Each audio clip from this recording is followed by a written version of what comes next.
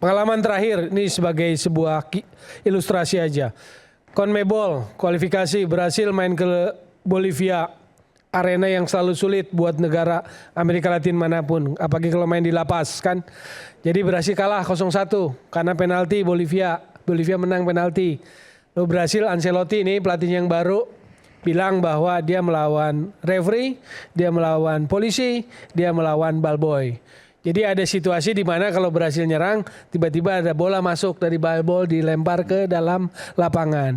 Jadi se-ekstrim itulah sepak bola di level tertentu jika itu menyangkut Piala Dunia. Karena Piala Dunia adalah event terbesar di dunia, event olahraga terbesar.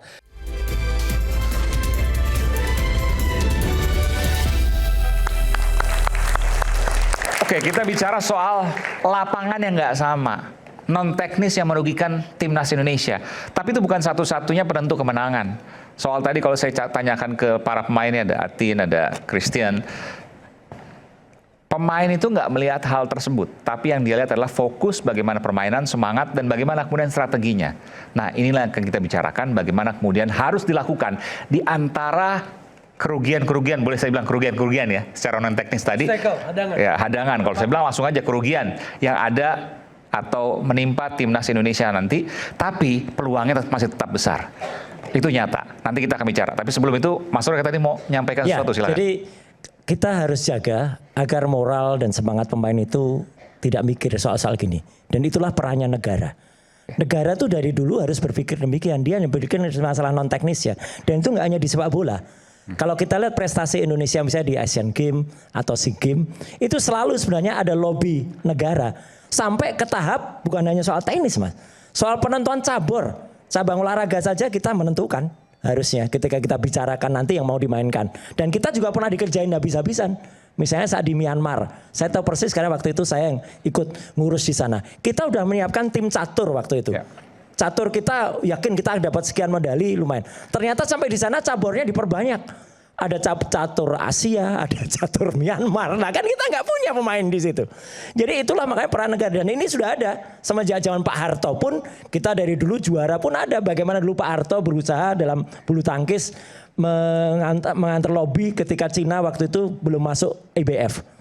Dan akhirnya setelah itu Cina masuk IBF, kita nggak bisa dominasi lagi. Sebelumnya kan kita dominasi terus. Itu ada peran negara. Jadi saya minta di sini, negara dalam hal ini adalah juga ngatur PSSI. Lobbylah juga sebaiknya. Jangan sampai pemain-pemain kita yang sudah besok mau berjuang habis-habisan, itu sudah kalah duluan dengan teknik yang tidak dipersiapkan. Negara harus hadir Mas. Itu. Oke. Silakan Bung Christian. Apa cara di tengah ketidakberuntungan, di tengah obstacle, halangan, hambatan, constraint yang akan terjadi, yang sudah terjadi ya? Karena kita bisa baca, satu, tandang di Arab Saudi, lawannya Arab Saudi. Dua, wasit Kuwait yang disinyalir satu kubu atau bisa dipastikan satu kawasan dan pasti berpihak kepada Arab Saudi. Ya karena fairness nggak ada dong. Ya dalam sepak bola kan harus ada fairness. Ya. Makanya saya bilang kan. Pasti berpihak pada Arab Saudi. Loh kecurigaan itu pasti terjadi. Karena harusnya dari kawasan yang netral. Makanya saya bilang Asia Timur atau Asia Tengah. Jangan Asia Barat lagi. Pertandingan satu dengan yang lain hanya berjarak 2 hari. Itu berat. Betul ya? Iya. Di tengah ketidakberuntungan itu, apa optimisme kita dan bagaimana Anda bisa menjelaskan bahwa kita insya Allah menang karena di Arab ya? Iya, kalau secara di lapangan ya memang seperti tadi aku bilang 60% itu aku percaya untuk bisa menang Indonesia. Apa yang mereka harus dilakukan itu ya yang penting dari pelatih. Ini pressure itu pasti di Arab Saudi. Jadi kita harus konsentrasi penuh di lapangan, buang waktu. Biar supaya mereka mulai bisa dibilang emosi dan nggak bisa kalau pemain bola itu mulai emosi itu sangat sulit. Oke, karena psikologisnya mereka ada di kandang mereka, mereka harus cetak gol tapi udah lama nggak cetak gol itu pasti frustasi. Pasti apalagi ya stadion pasti penuh. Mereka pasti disuruh bikin gol cepat. Makanya kita harus konsentrasi penuh, harus bertahan. 15 menit pertama itu sangat penting dan menit terakhir juga. Jangan seperti tadi yang dibilang di pertandingan lawan. Sebentar, 15 menit pertama itu sangat penting. Kalau tidak gol buat mereka, itu demotivasi buat mereka. Iya, karena sebaliknya kalau gol buat mereka, itu luar biasa buat sulit. kita. Iya memang, sangat sulit. Makanya harus konsentrasi penuh. 15 menit pertama, oke. Karena habis itu ya pasti mereka pressing kita. Ya. Ya kita harus tenang, harus main. Keluar harus kita apa namanya? Harus berani lah, jangan takut lah. Main seperti biasa kita di kualifikasi ini sangat luar biasa kita main. Aku sangat senang lihat Indonesia main sampai sekarang. Jadi mudah-mudahan besok kita tetap seperti itu supaya bisa menang. Itu yang penting, menang. Bung Christian kan lihat mereka latihan ya, mungkin lihat videonya. Bagaimana Anda bisa melihat psikologis mereka? Mereka tenang, mereka berat, atau apa? Ya, kalau menurut saya, iya mereka tenang. Tenang. Iyalah. Oke. Mereka tenang ya. Tidak ada raut-raut, mungkin tidak karena mereka tahu ini posisi sangat penting buat mereka juga. Kalau Indonesia bisa masuk di Piala Dunia, buat pemain sendiri juga itu sangat berharga dong. Bisa nanti dikontrak sama tim lain yang lebih besar. Jadi buat pemain itu sangat penting, lebih penting daripada kita di sini. Jadi mereka pasti kasih 200% di lapangan. Yang penting kita juga di sini harus percaya diri dong. Jangan mikir, waduh kita kita main di sana, iya. Jangan mikir wasit. Kita main aja konsentrasi penuh di lapangan. Jangan protes. Kalau ada pelanggaran jangan protes. Konsentrasi di situ supaya pressure itu masuk ke pemain Arab. Jangan mereka nggak bisa apa-apa kalau mulai emosi seperti itu. Oke, mereka nggak bisa apa-apa kalau mereka mulai emosi. Maka buat mereka emosi. Itu strategi ya. Mudah-mudahan. Oke, kita berikan tepuk tangan. Atin, silakan. Kondisi yang tidak menguntungkan tapi peluangnya masih besar. Anda setuju dengan itu? Apa analisisnya? Silakan. Sejujurnya aku kurang mengikuti sepak bola cowok ya. Tapi untuk belakang ini karena aku udah sering nonton dan rame kan di sosial media, ya sama sih 50-50, 50-50 untuk menuju ke Piala Dunia. Dan faktor non teknis nggak usah dilihat. Ya. Dan biasanya pemain memang nggak pernah melihat itu ya. Iya, kalau dari segi dan nggak pernah dikasih tahu juga oleh. Nggak pernah dikasih tahu. Jadi. Tapi kan ada orang dekat, misalnya siapa yang dia mungkin pengamat bola, mungkin Bung Toel dekat dengan beberapa pemain di sana, lalu kemudian komunikasi kan bisa aja misalnya ya, atau lewat saudaranya yang kemudian menyampaikan, atau lewat pelatih yang mungkin kelepasan. Nggak pernah itu terjadi. Oh, kalau di kita di perempuan juga nggak ada seperti itu. Jadi kita nggak pernah dapat bocoran-bocoran analisis dari luar. Nggak ada. Dari manapun. Dari manajer, dari siapapun itu tidak pernah ada. Jadi kita sebagai pemain, kita briefing, kita latihan. Ketika kita bertanding, kita menunjukkan aja yang terbaik performa kita. Mau itu nanti non teknis mau dirugikan di lapangan ataupun itu. Jadi yang penting kita juga nggak terpancing akan itu. Misalkan yang mainnya kasar atau apa gitu. Tapi kan pernah dengar mungkin ada isu, ada hembusan rumor segala macam yang merugikan. Pernah pasti kan? Enggak sih, kalau selama di aku membela timnas itu nggak ada. Nggak pernah ada dan nggak pernah dengar. Nggak pernah ada dan nggak pernah dengar. Jadi kita sebagai pemain ya udah kita menunjukkan performa kita yang terbaik, main bagus, fokus aja gitu. Kalau sekarang peluangnya 50-50. Kalau 50-50 seri dong, draw. Ya.